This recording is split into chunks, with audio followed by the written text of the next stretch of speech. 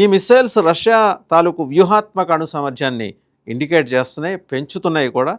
And ఇవాళ బురెవెస్టిన్కి ప్రతిగా ప్రతిగా తీసుకొస్తున్న ఈ మిసైల్ గనక, బురెవెస్టిక్నిక్ అనే ఈ మిసైల్ గనక రంగంలోకి రష్యా దించితే అమెరికా దగ్గర మినిట్మ్యాన్ 3 ఉంది.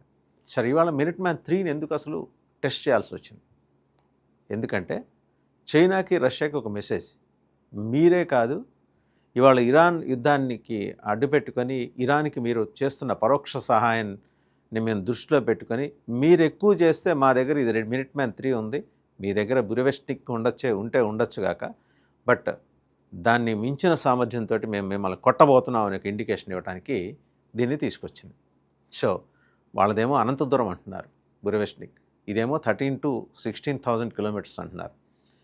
సో ఏది ఎలాంటి రిజల్ట్ ఇస్తుంది అనేది వాడినప్పుడు ప్రయోగించినప్పుడు తెలుస్తుంది. బట్ ఆ వాడటమో ప్రయోగించడం అనేది ఇప్పటికైతే జరగకపోవచ్చు కాక ఇది ఖచ్చితం. ఎందుకంటే అణ్వస్త్రాలతోటి కొట్టుకునేదాకా పరిస్థితి వస్తే ప్రపంచం మిగలదు. వాళ్ళది ప్రయోగిస్తే నెక్స్ట్ మేము ఇది ప్రయోగిస్తామని అమెరికా చెప్పుకోవడానికి అమెరికా ఉండాలి కదా ఒకసారి.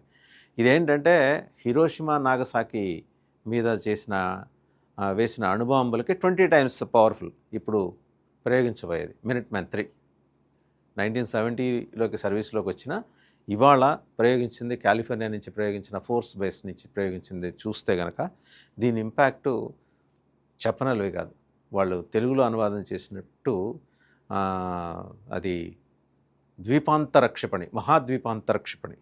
సో మరి ఎన్ని లక్ష్యాలను, ఎన్ని సముద్రాలను దాటి ఎన్ని లక్ష్యాలను ఛేదిస్తుంది ప్రయోగిస్తే తెలుస్తుంది. ఇప్పుడైతే ఏంటంటే దానికి సంబంధించిన ప్రోటోకాల్స్ ప్రకారం ప్రయోగించారు వితౌట్ వార్ హెడ్స్.